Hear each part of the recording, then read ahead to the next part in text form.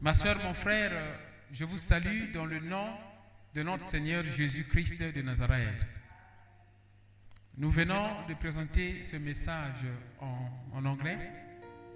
Je vais donc résumer en français pour bénir l'âme de quelqu'un. Le titre de notre message, ma sœur, mon frère, c'était la clé des sacrifices que Dieu accepte. La clé des sacrifices que Dieu accepte. Toi et moi, nous faisons beaucoup de sacrifices, mais pas tous les sacrifices que Dieu accepte. On a lu Psaume 51, de 16 à 19. Vous pouvez prendre note, Psaume 51, de 16 à 19. Là où le roi David, il dit que toi, Dieu, tu ne prends pas plaisir au sacrifice. Sinon, j'allais les présenter. Tu ne prends pas plaisir au sacrifice, mais je sais que tu prends plaisir à un cœur brisé. À un cœur brisé et un cœur pur. Lisez ça vous-même, Psaume 51, de 16 à 19. Nous avons expliqué que le roi David, il était appelé l'homme selon le cœur de Dieu. Donc, ça, il était comme ça avant qu'il ne soit roi. Parce que le roi David, il aimait le Seigneur. Il prenait soin des brebis de son père. Ma soeur, mon frère, on doit bien faire ce que nous faisons. Tout ce que tu fais, grand ou petit, fais ça bien avec amour. Dieu va te bénir pour ça. Le roi David partait dans la brousse pour prendre soin des brebis de son père. Ses grands frères étaient à la maison, profitaient des choses de ce monde. Pendant que le roi David, comme un négligé, il partait dans la brousse pour prendre soin des brebis de son père.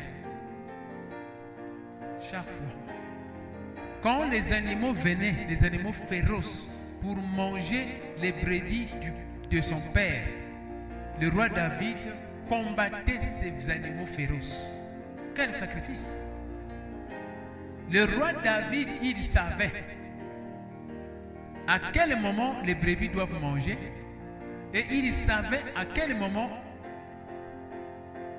l'herbe est déjà fatiguée ou bien est finie. Il amenait les brebis à un endroit frais où il y avait de l'herbe fraîche. Vous voyez, c'est là où Dieu a compris que ce que le roi David fait, ce que David fait, c'est exactement ce que moi, Dieu, je fais spirituellement pour mes brebis, pour mes âmes. Voilà pourquoi le roi David était appelé l'homme selon le cœur de Dieu. C'est ça, le cœur d'amour, le cœur de compassion, le cœur de sacrifice. Et le roi David aussi, quand Dieu l'appelait, il a vu ce que Dieu faisait pour lui. Il s'est dit, oh, mais c'est la même chose. C'est ce que moi je faisais pour les brebis de mon père. Et il a écrit Psaume 23. Le Seigneur est mon berger. L'Éternel est mon berger. Je ne manquerai de rien. Vous voyez le rapport? Parce qu'il a compris que ce que Dieu est en train de me faire, c'est ce que moi je faisais pour les brebis de mon père. Psaume 23. Lisez ça, vous allez comprendre, ma soeur, mon frère. Voilà des révélations. Voilà. Ça, c'est merveilleux, ça. Mais regarde, quand le roi David est venu dans le palais royal, il a profité de son autorité et il a couché avec la femme d'autrui Bathsheba. Et il a tué le mari d'autrui pour cacher le péché, alors que Dieu voit tout. Un jour, le prophète Nathan est arrivé, il a prophétisé au roi, il l'a exposé. Le roi David n'a pas utilisé son autorité pour dire « je te frappe, je t'arrête ». Il n'a pas fait ça. Il n'a pas arrêté le prophète. Il était humble. Voilà le cœur de l'épouse de Christ. Il était humble. Il a compris que Dieu l'a vu. Il a compris que Dieu l'a exposé. Cette fois-ci, qu'est-ce qu'il doit faire? Il ne doit pas être en colère. Il ne doit pas arrêter l'homme de Dieu qui est venu le corriger. Non. Tu ne dois pas arrêter Pasteur Daniel Waxon. Tu ne dois pas être contre Pasteur Daniel Waxon. Tu ne dois pas être contre un pasteur qui vient te corriger. C'est pour ton bien. 2 Timothée chapitre 4 de 1 à 4. Comprenez ça bien, ma soeur, mon frère. L'humilité, c'est ça ce que Dieu veut. Le roi David était humble. C'est là où il est rentré dans les jeûnes et prières. C'est ça, puis Psaume 51. Puis Psaume 51, il nous montre, ma soeur, mon frère, comment demander pardon au Seigneur. Il nous montre l'importance d'être humble devant le Seigneur. L'importance de l'humilité devant les instructions de Dieu, devant les prophéties. Le roi David a demandé pardon, puis Psaume 51. Mais la partie qui nous intéresse ici, c'est le verset de 16 à 19. Là où il dit, tu n'as pas besoin de sacrifice, sinon j'allais te le donner. Si Dieu avait besoin de sacrifice, le roi David en avait beaucoup. Les animaux, les graines, l'or, l'argent. Il avait tout, il était roi. Mais Dieu n'avait pas besoin de ça. Comment? Alors que dans l'ancienne alliance, c'est ça ce qu'on présentait pour que les enfants de Dieu soient bien. Pour que leur péché soit enlevé, soit couvert. Lévitique chapitre 6, de 8 à 21, nous présente les différents sacrifices ou les différentes offrandes. C'était la loi de Dieu. Dieu exigeait ces choses-là pour que le peuple de Dieu puisse vivre. Sinon, il mourrait à cause des péchés. Mais comment se fait-il, le roi David dit, tu n'as pas besoin de ça, alors que le roi David était dans l'ancienne alliance. Le roi David, il a présenté la foi des enfants de Dieu de la nouvelle alliance. Le roi David est ici dans l'ancienne alliance, mais sa foi était la foi des croyants de la nouvelle alliance. Comprenez ça bien. Il était là dans l'ancienne alliance, mais sa foi était la foi des croyants de la nouvelle alliance. Il y avait beaucoup de types d'offrandes. L'offrande de péché, et on devait présenter, quand on a commis le péché, on devait présenter l'offrande de péché. L'offrande des graines, comme action de grâce. Les holocaustes. L'offrande trespassing, c'est-à-dire quand tu n'as pas respecté. Quand tu n'as pas respecté le terrain des gens, toi tu es rentré dans le terrain des gens, ça veut dire que tu as trespassé. Il y a l'offrande pour ça. Quand tu t'es chamaillé avec un frère et une sœur et vous voulez faire la paix, il y a l'offrande. L'offrande de paix. Voilà le type d'offrande. Les gens faisaient des sacrifices comme ça. Mais le roi David, qui avait le cœur de la nouvelle alliance, alléluia, le roi David a compris que le péché que j'ai commis, ça n'exige pas d'abord les sacrifices, mais ça exige un cœur brisé, un cœur brisé, un cœur pur. D'abord ça. Toi et moi, ce qu'on fait, on présente d'abord l'offrande. Et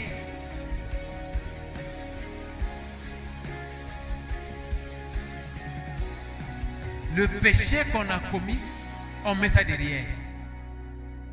Ça, c'est ce que nous faisons. On présente d'abord l'offrande, le sacrifice. Le péché qu'on a commis, on met ça derrière. Or, Dieu veut qu'on puisse d'abord corriger le péché et après, l'offrande va venir. C'est ça qui fera que l'offrande soit une bénédiction. On a dit que le sacrifice stimule la bénédiction lorsqu'il est approuvé, lorsqu'il est accepté par Dieu. Donc, Dieu ne rejette pas les sacrifices, les offrandes. Il faut bien comprendre ça. Ça stimule les bénédictions. Mais ces offrandes doivent être acceptées par le Seigneur. C'est ça qui fera que Dieu va nous bénir. Nous avons listé, les gens ont comme l'impression que le sacrifice ici, c'est seulement l'argent. L'offrande ici, c'est seulement l'argent. Non! Nous avons expliqué qu'il y a beaucoup de sortes de sacrifices au temps présent. Qu'est-ce qu'un sacrifice? On a expliqué ça prophétiquement parlant. Le sacrifice ici, un sacrifice, ce n'est pas seulement l'argent. Ce n'est pas seulement l'animal qu'on offre. Ce n'est pas seulement la voiture que tu vas offrir. Non! Mais c'est toute chose qu'on offre au détriment de nos avantages. Toute chose qu'on offre au détriment de notre avantage. Je donne l'exemple. Nous partons à l'église chaque dimanche comme exemple, mais pas tous les dimanches nous sommes en bonne santé. Il y a des fois nous ne sommes pas en bonne santé, mais on va à l'église. Il y a des fois nous partons à l'église, il n'y a pas le courant à la maison, les habits ne sont pas repassés, on va à l'église. Ça, c'est un sacrifice. Il y a des fois, on va à l'église, on n'a pas d'argent pour payer le taxi. On marche à pied. C'est un sacrifice. Vous voyez? Il y a des fois, on va à l'église, on n'a pas d'argent pour prendre le taxi, on prend les bus, transport public. Alors, on a l'habitude de prendre les voitures privées. C'est un sacrifice.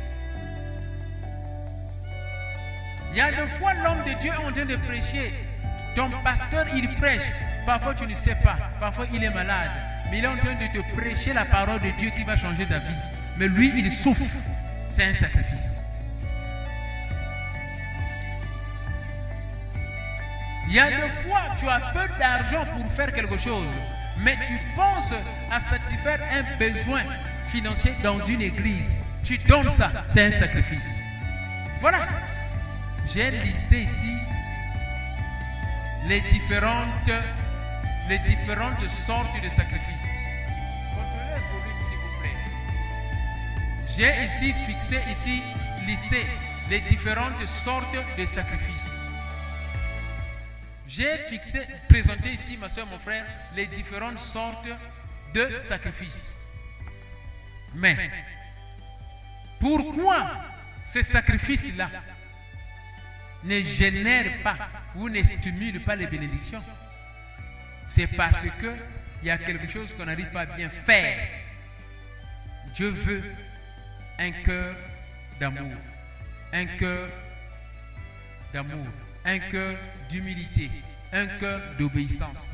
L'obéissance vaut mieux que les sacrifices. Mais Dieu a besoin de sacrifices. C'est ça.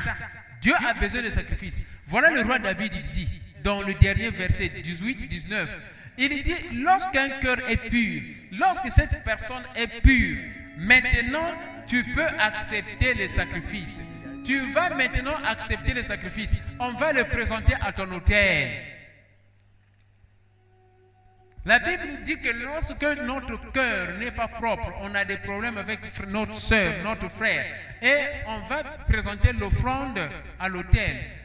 Dieu dit, va d'abord fixer ton problème avec ta soeur, avec ton frère, et puis tu reviens donner l'offrande. Dieu ne dit pas que mange cette offrande-là. Il n'a pas dit ça. N'interprétez pas mal la parole de Dieu. Dieu ne dit pas que va manger l'offrande parce que tu as des péchés. Non, il dit fixe ton problème et va maintenant offrir. Maintenant, lorsque toi et moi on va offrir sans pourtant fixer les problèmes, l'offrande, Dieu ne voit pas ça. Mais les gens vont voir, mais Dieu ne voit pas ça. Voilà pourquoi on offre beaucoup, mais on récolte peu. On paie la dîme, on récolte peu. On fait beaucoup d'œuvres à l'église, dans la société, on récolte peu. Parce que nous-mêmes, notre cœur n'est pas propre. On doit améliorer notre cœur pour que les sacrifices que nous sommes en train de faire puissent apporter de bénédictions. Que l'Éternel Dieu te bénisse, ma soeur, mon frère. Ça, c'était donc le message d'aujourd'hui.